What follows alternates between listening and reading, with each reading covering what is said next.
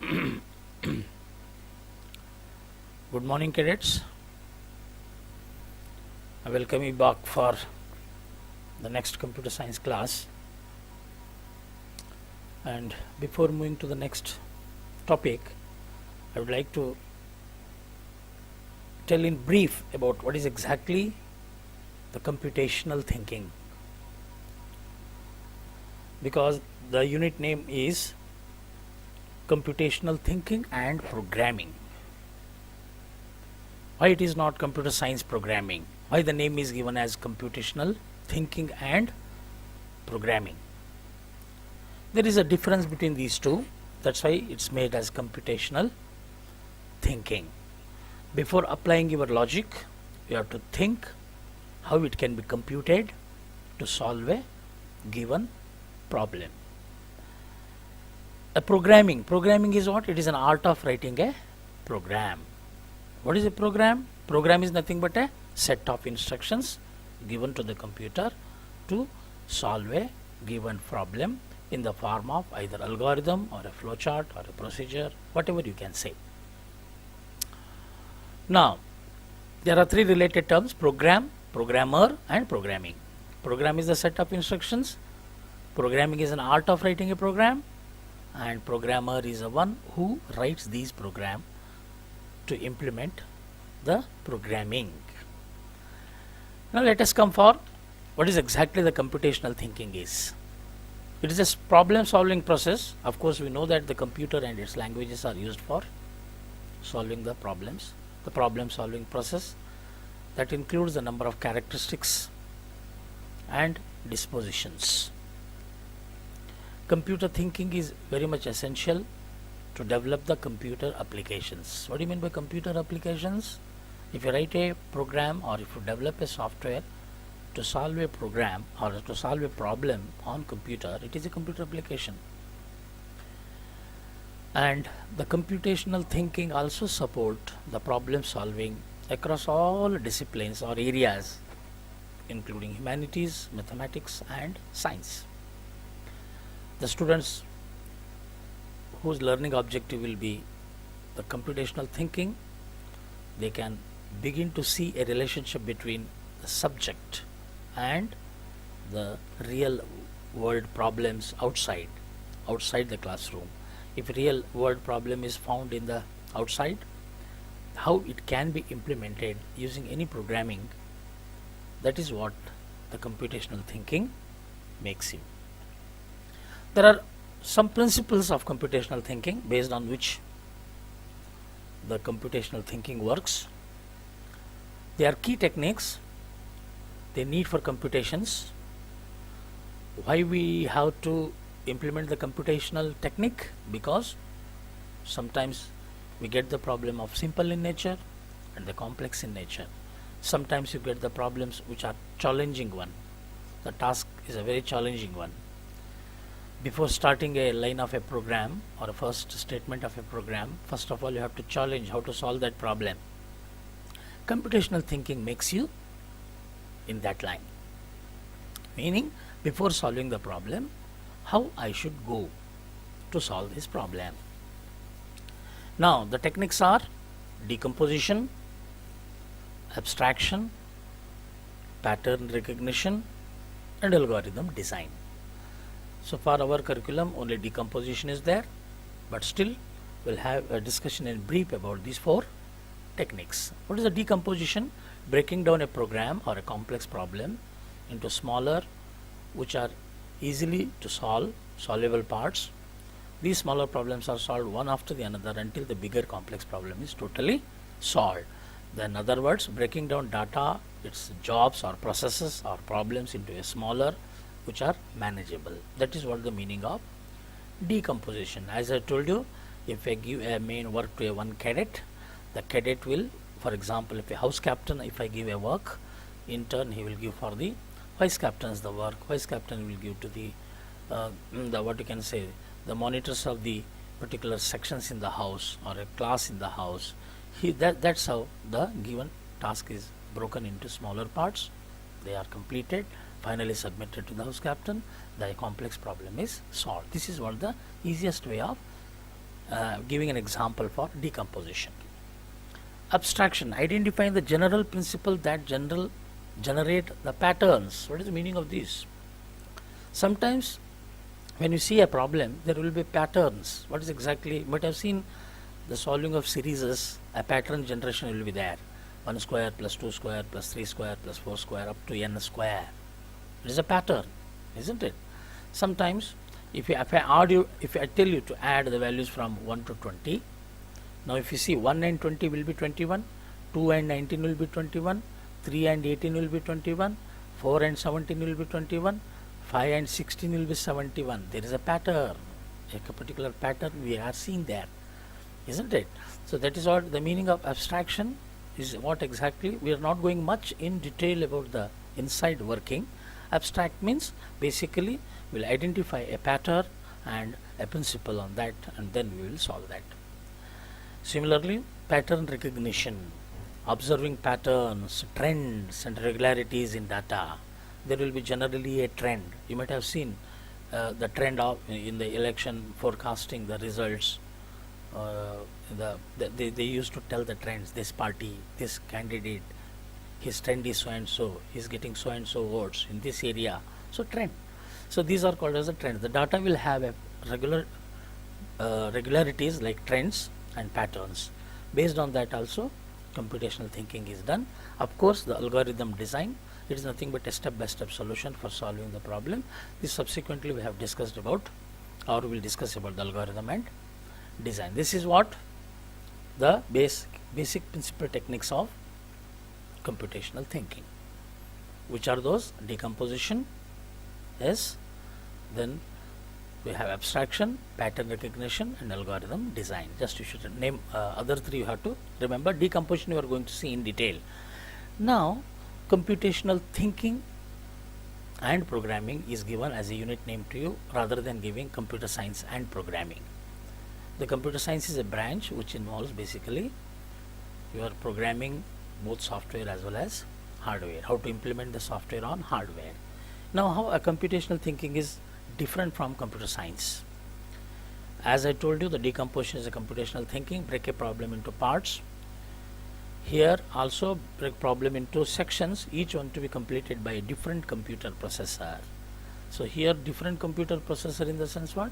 Maybe a same person or a group of person in a team may handle the each part, and finally it will be combined to solve the problem and made an application. Here as I was showing, the pattern and trends are recognized. Here visualize data comparing material and computer speed to notice the trend. In computer science application, just we will only concentrate on the data. We do concentrate on patterns and trends, okay, and how far this program will execute on a computer, how fast it will execute. These are the factors which will keep on in computer science. Here in computational thinking, develop instructions to solve a problem or steps for a task. Straight away in computer science we say write a program to sort a data or to solve a given specific problem, write a program. Here develop an instruction to solve a problem. These are the different definitions of those two. In computational thinking, generalize patterns and trends into rules, principles or insights. Realize complex data structures require less code than complex programming. So totally the computer science application or programming is going a different way. The computer technology thinking is a very broad way of implementing programming. Now what we'll do is, with this basic introduction about the computational thinking, we have already discussed about the problem solving. Once again I will revise the problem solving what we have done in our previous class. Let me revise it in brief.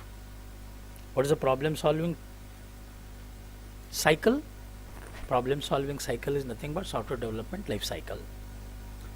The requirements to solve a problem, analysis, design, coding, testing, implementation and documentation. Already we have discussed in my previous class. Now requirements is basically you should understand the problem.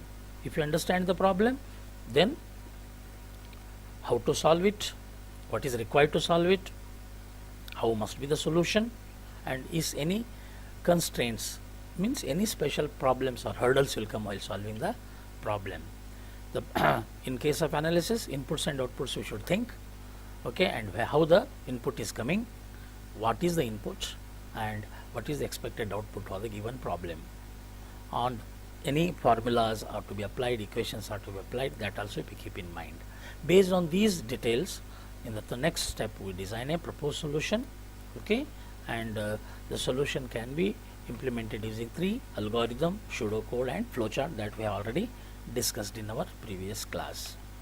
Coding is nothing but transforming these algorithm, pseudocode and flowchart into a program of a particular programming language. That's what called as a code. Code means a program instruction.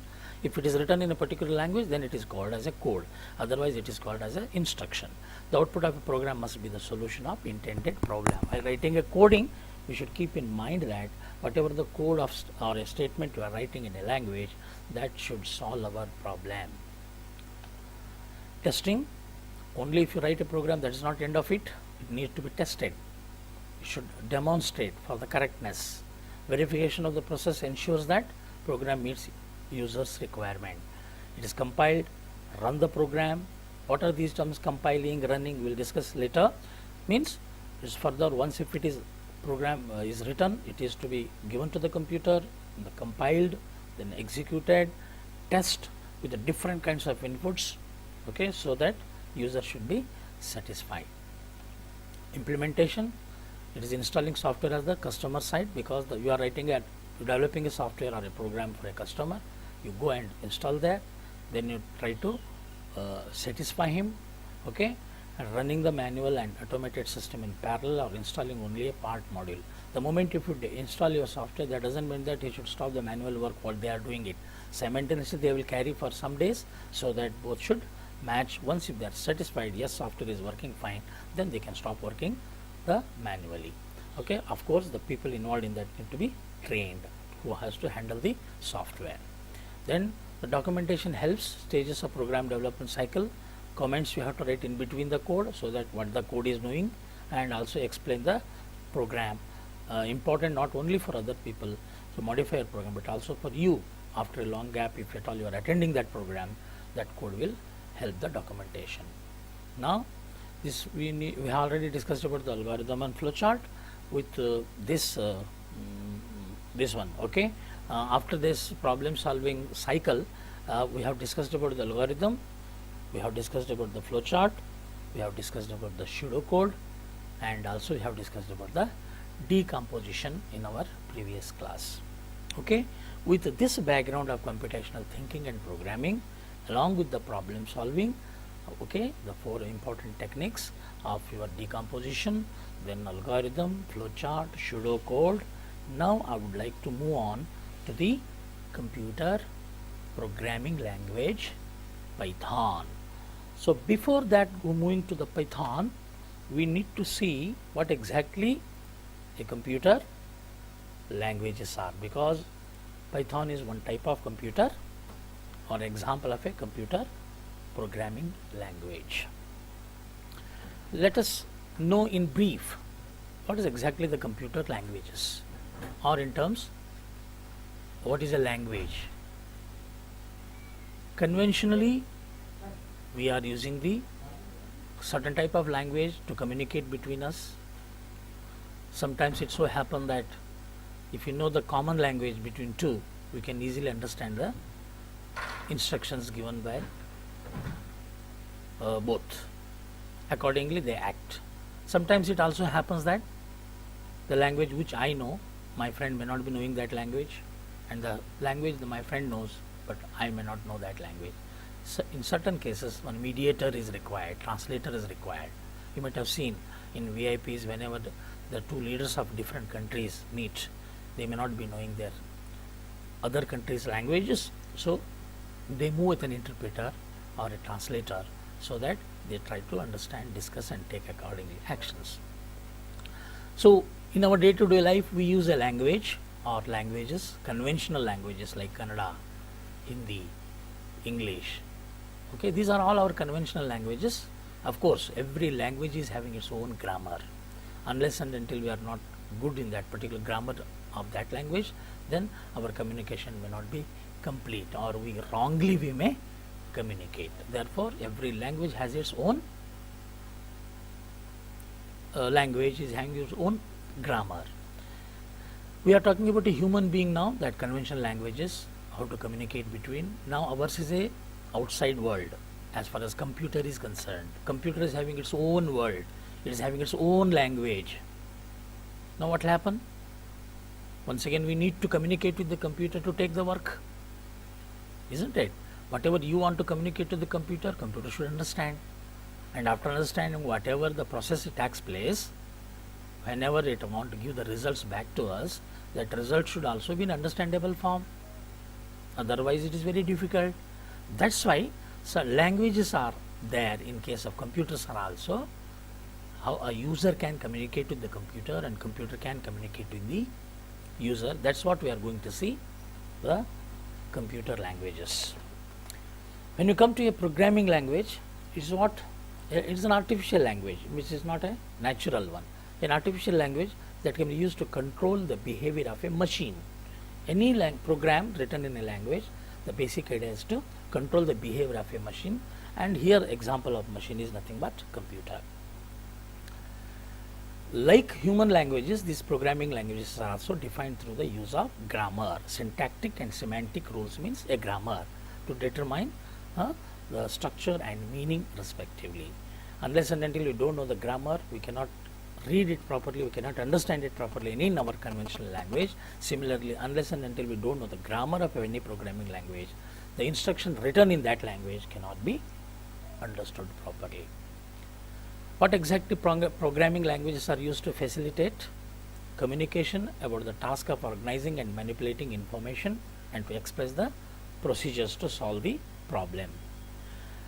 The meaning of which is programming language works like a mediator between the computer and user to communicate between those two.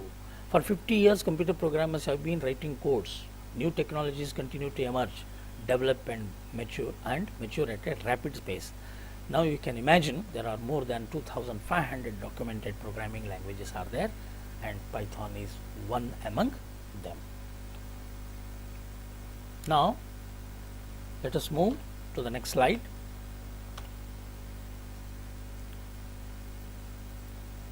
Okay. Now in programming languages are also, some are called as computational languages, some are known as non-computational languages. What do you mean by computational languages? The languages which can do basically used for computations, and the languages such as HTML, you might have heard, hypertext markup language.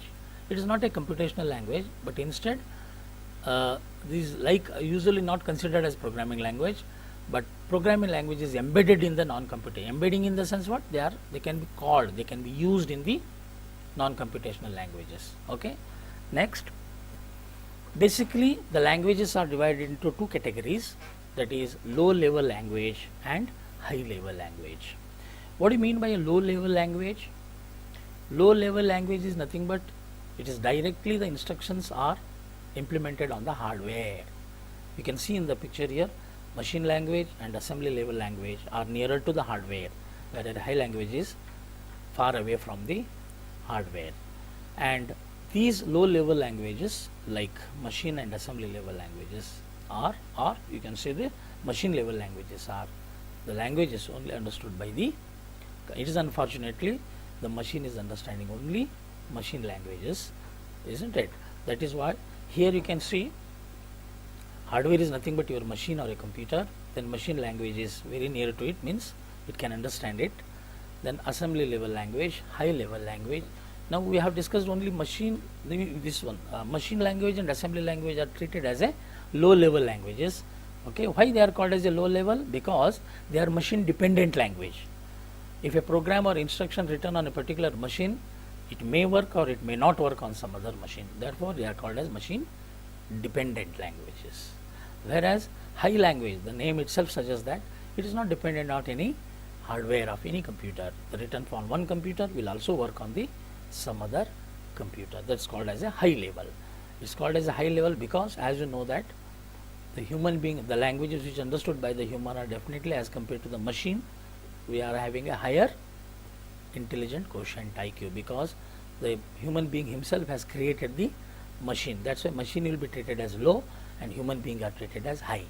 The language which is understood by the machine are low languages, and the languages which are understood by the human being are high level languages. Examples of high languages are written there: Fortran, C, Pascal, etc.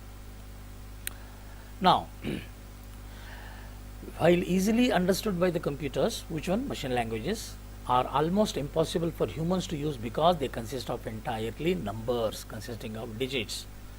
Okay, computer person can execute the following binary instruction as expressed in machine language. You can see the instruction written in machine language 1011. If it is some limited number of statements, we can try to keep it in memory, but in our memory. But if the huge number of instructions, it is not possible to remember the series of these codes. That's why writing a program in a machine language is not an easy job. Then assembly, in between high and your machine code, one more language, that's assembly language, low level language. The word low does not imply that the language is inferior to high level programming language, but rather it refers to the small or non-existent amount of abstraction between the language and machine. Small amount of abstraction means what? The machine can easily understand the programs written in low languages. Because of this, low level languages are sometimes described as they are close to the hardware. Now, what is an assembly level? It implements a symbolic representation of the numeric machine codes and other constants needed to program a particular CPU architecture. The meaning of which is, rather than writing a series of zeros and ones, the code of series of zeros and ones can be given a symbolic name. Still, they are not high level languages, okay, but rather than remembering the series of code, a symbolic name can be remembered for that. That is called, it is an assembly level language. Still, it is very closer to the hardware. They are called as low level language only. Now, assembly language representation is easier to remember as compared to the machine. You see an example here: move AL, 061H. This, what is the instruction? This meaning, move the hexadecimal value 61. H is written means hexadecimal, and into the processor register named AL. Okay, the mnemonic means a symbolic name. Move is an operation code. A comma separated list of arguments or parameters follows the up code. The meaning of which is, they are also not so comfortable for a human being, but still it is a special kind of language, assembly level language. Still, we are closer to hardware, and we need to, some kind of assembly or symbolic names are to be remembered in case of assembly level language. Example of another here: adding two numbers, move A1, 5, move B1, 10, add B1, A1. Now, what is the meaning of this now? Binary is the value of that command, and another command is second line, and adding is the command is once again given in binary. Means this, once again, what is the right side, right part of this? This is the binary codes, this is a machine language, this is assembly level language. Okay. Now we'll come to the important one, high level language. What is exactly? They are relatively easy to learn because the instructions bear a close resemblance to everyday language, because the programmer does not require a detailed knowledge of the internal workings of the computer. Each instruction in a high level language is equivalent to several machine codes instructions. Therefore, it is more compact than equivalent to low level programs. High level languages are used to solve problems and are often described as problems oriented languages. Now, examples of high level languages: BASIC, it was a beginner's all purpose symbolic instruction code. Another programming language was COBOL, common business oriented language. Fortran, formula translation. With the increasing popularity of window based system, in next generation of programming languages are designed to facilitate the development of GUI, graphics user interface. Either earlier non-graphic user programs were there, now GUI. Visual Basic is advanced form of basic language, which is in a graphical form. To support for some other concepts of programming like C, C++, Java were the other languages, and at present Python is the most popular high level languages. Now, the question comes here: what exactly is the Python language? Why for your curriculum only Python language is kept? Why not the other languages?